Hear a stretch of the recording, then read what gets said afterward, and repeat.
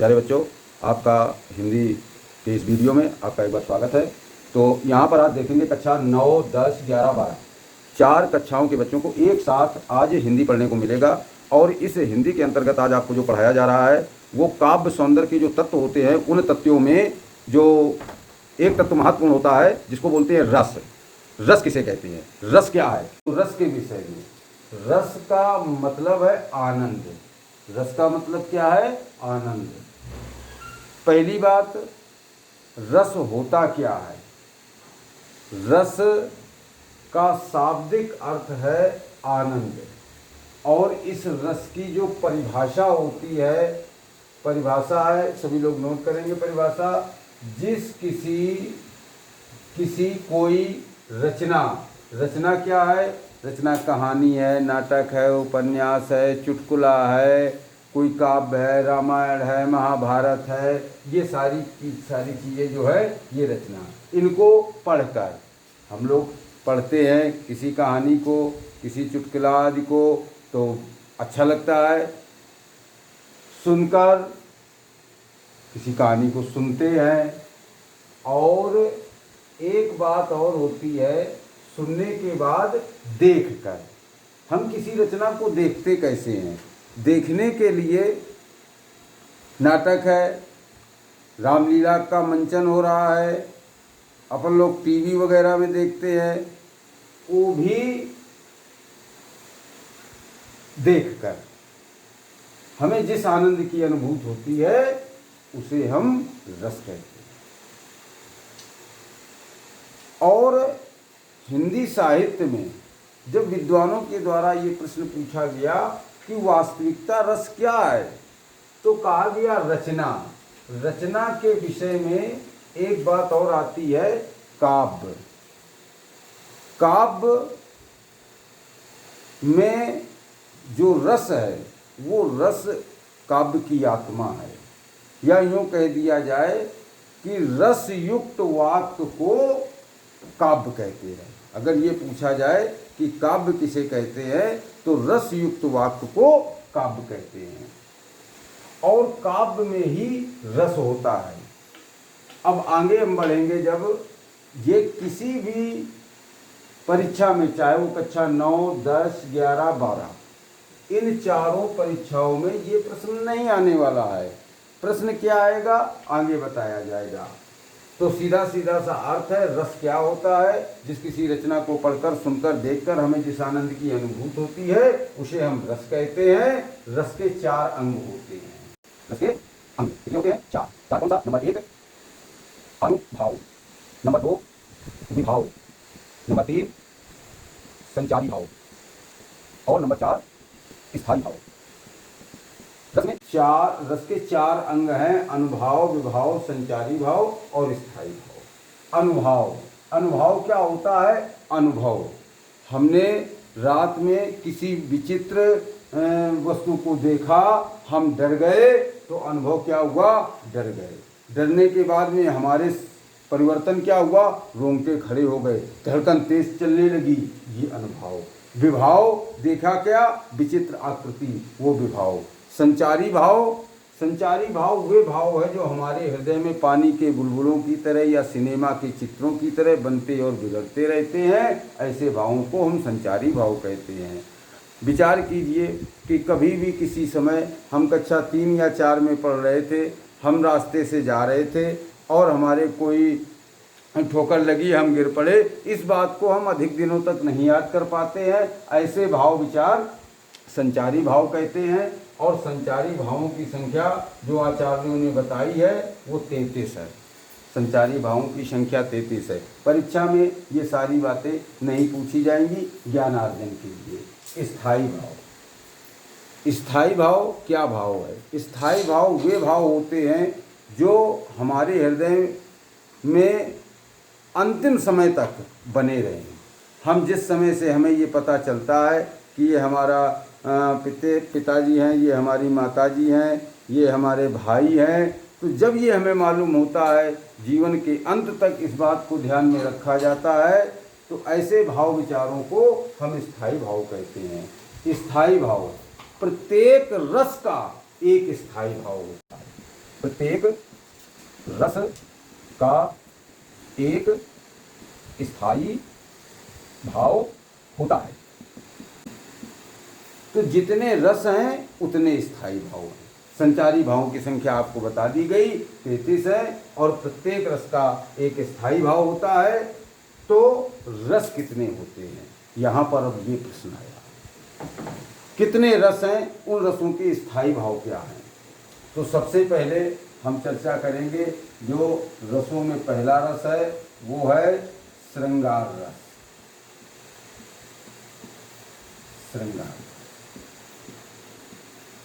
श्रृंगार रस, इसका स्थायी भाव क्या है, रति। ये स्थायी भाव है। इसको रति या प्रेम, रति या प्रेम, ये स्थायी भाव है। और इसकी परिभाषा, इसकी पहचान, ये परीक्षा में पूछा जाता है। ये श्रृंगार रस के विषय में कक्षा 9 में और कक्षा 11-12 में ये प्रश्न आपसे पूछा जा सकता है। इसका उत्तर आपको लिखना पड़ेगा। श्रृंगार रस की परिभाषा, श्रृंगार रस के प्रकार, श्रृंगार रस का स्थायी भाव। तो इसके लिए श्रृंगार रस का स्थायी भाव रति या प्रेम है। इसकी परिभाषा, जहां पर परिभाषा है, जहां पर किसी नायक या नायिका के मिलने या श्रृंगार रस, जहाँ पर किसी नायक या नायिका, नायक और नायिका, जिसको अंग्रेजी भाषा में हीरो और हीरोइन बोलते हैं। आप लोगों ने कई फिल्मों का दर्शन किया होगा, उसमें हीरो हीरोइन, नायक नायिका। जैसे अगर हम रामायण के विषय में बात करेंगे कि रामायण का नायक और नायिका कौन है, तो रामायण का नायक है श्री राम और नायिका हैं सीता। तो नायक और नायिका के मिलने, नायक और नायिका के मिलने, और दूसरी बात बिछुड़ने, नायक और नायिका के मिलने या बिछुड़ने। अब आप कहेंगे कि सर कि नायक नायिका मिले तो श्रृंगार रस, नायक नायिका बिछुड़ जाए तो श्रृंगार रस। ये दो प्रकार की बातें क्यों आ रही हैं? तो यहाँ पर दो प्रकार की बातें हैं। ठीक है, नायक और नायिका मिलते हैं तो वहाँ पर होगा संयोग श्रृंगार, संयोग श्रृंगार, यहाँ पर नायक नायिका मिले। और जहाँ पर नायक और नायिका बिछुड़ेंगे तो वहाँ होगा वियोग श्रृंगार। तो इस प्रकार से दो बातें हैं। तो हम ये कह सकते हैं कि श्रृंगार रस दो प्रकार के होते हैं। कौन कौन से? नंबर 1 संयोग श्रृंगार, नंबर 2 वियोग श्रृंगार। परिभाषा बहुत सी सरल है। जहाँ पर नायक और नायिका के मिलने का वर्णन किया जाए, जहाँ पर नायक और नायिका के मिलने का वर्णन किया जाए वहाँ संयोग श्रृंगार रस, जहाँ पर नायक और नायिका के बिछुड़ने का वर्णन किया जाए वहाँ वियोग श्रृंगार रस। अब कैसे? इनके उदाहरण, परीक्षा में पूछे जाने वाली बात, इनका उदाहरण क्या है? तो उदाहरण पर विशेष ध्यान देना।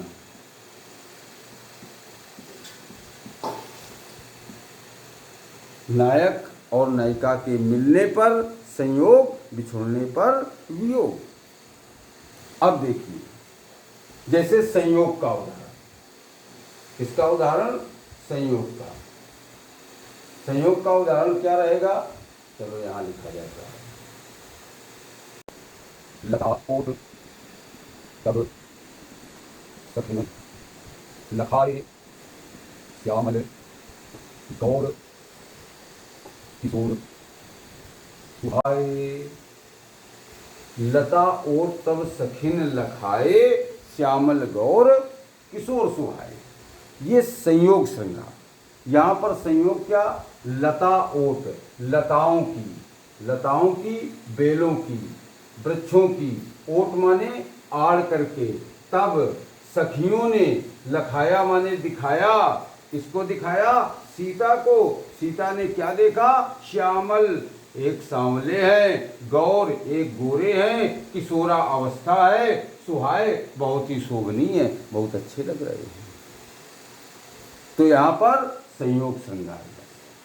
अन्य उदाहरण, बतरस लालच लाल की, मुरली धरी लुकाए, सौह करें भौहनी हंसें, दैन कहाँ नट जाएं। जो छात्र नोट करना चाहते हैं वो नोट कर सकते हैं। बतरस लालच, बातों के रस का आनंद लेने के लिए सखियों ने, गोपिकाओं ने मुरली धरी लुकाए, कन्हैया की मुरली को छिपा कर रख दिया। मुरली मांग रहे हैं कन्हैया तो सौह करें, सौगंध खाती हैं, हमारे पास नहीं है। भौहनी हंसें, भौहनी हंसें, इस प्रकार से हंसती हैं कि मानो हमारे पास है। भौं, सौह करें, भौहनी हंसें, और दैन कहाँ है, देने के लिए कहती हैं। जब कन्हैया कहते हैं लाओ तो कह देती हैं नटी जाएं, मना कर देती हैं। तो यहाँ पर संयोग श्रृंगार। अब आया वियोग। वियोग कहाँ हो? तो वियोग श्रृंगार रस का उदाहरण है जहाँ पर नायक और नायिका बिछुड़ जाती हैं। कब? जब राम जी उस सोने के मृग जो मारीच था उसको मार करके वापस कुटिया में भाई के साथ आते हैं तो देखते हैं कुटिया सुनी। इतने दुखी होते हैं, इतने दुखी होते हैं कि क्या कहते हैं कि हे खगमृग, हे खगमृग, हे खगमृग, हे मधुकर श्रेणी,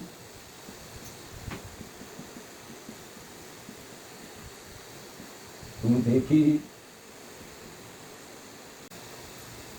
वियोग, यहाँ पर राम जी विरह कर रहे हैं और जब सीता जी कुटिया में नहीं मिली तो राम जी विरह में इतने व्याकुल हो गए कि सुध बुध को खो बैठे और कह क्या रहे हैं, हे खग। खग माने पक्षी, ध्यान रखना, खग माने पक्षी। मृग, मृग माने आपने कहीं कहीं सुना होगा मृग माने हिरन, मृग माने हिरन होता है, लेकिन यहाँ हिरन नहीं, मृग माने पशु। हे खग मृग, हे पक्षियों, हे पशुओं, हे मधुकर श्रेणी, हे ये सुंदर सुंदर लताओं, वृक्षों, क्या तुमने मेरी हिरन जैसी नेत्रों वाली सीता का दर्शन किया है, सीता को देखा है। यहाँ पर ये वियोग श्रृंगार। तो इस प्रकार से प्यारे बच्चों आपने आज ये पढ़ा कि श्रृंगार रस के दो भेद होते हैं। एक होता है संयोग श्रृंगार रस, दूसरा होता है वियोग श्रृंगार रस, और दोनों रसों के उदाहरण क्या हैं।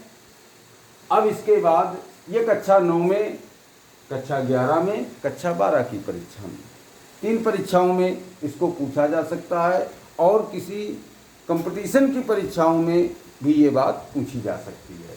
लेकिन यहाँ पर कक्षाओं को ध्यान में रख करके आपको अध्ययन कराया जा रहा है। और रसों के बारे में किसी भी बच्चे को कोई और डीपली जानकारी और आंतरिक जानकारी चाहिए तो आप कमेंट बॉक्स में आकर के आप पूछ सकते हैं, किसी भी समय पूछ सकते हैं, आपको समुचित उत्तर दिया जाएगा। इस प्रकार से अब अगर हम दूसरे रस की बात करें तो दूसरा रस होता है वीर। किसी भी रस को ले लें, वीर रस। वीर रस, इसका स्थायी भाव होता है उत्साह। वीर रस का स्थायी भाव उत्साह। वीर रस का स्थायी भाव उत्साह, ये कक्षा 9, 11, 12 3 परीक्षाओं में पूछा जाने वाला ये प्रश्न है।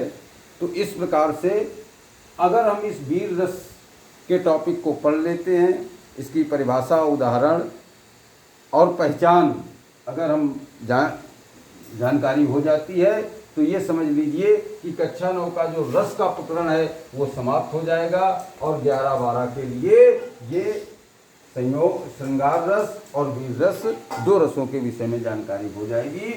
तो प्यारे बच्चों, वीर रस का स्थायी भाव है उत्साह। उत्साह, जहाँ पर जिस किसी रचना को पढ़कर, सुनकर, देखकर हमारे हृदय में उत्साह का संचार हो जाए, मातृभूमि, देश, जाति, धर्म पर मर मिटने के लिए तैयार हो जाए, ऐसा उत्साह आ जाए, वहाँ वीर रस होता है। वीर रस के अनेकानेक उदाहरण हैं, आप नोट करेंगे।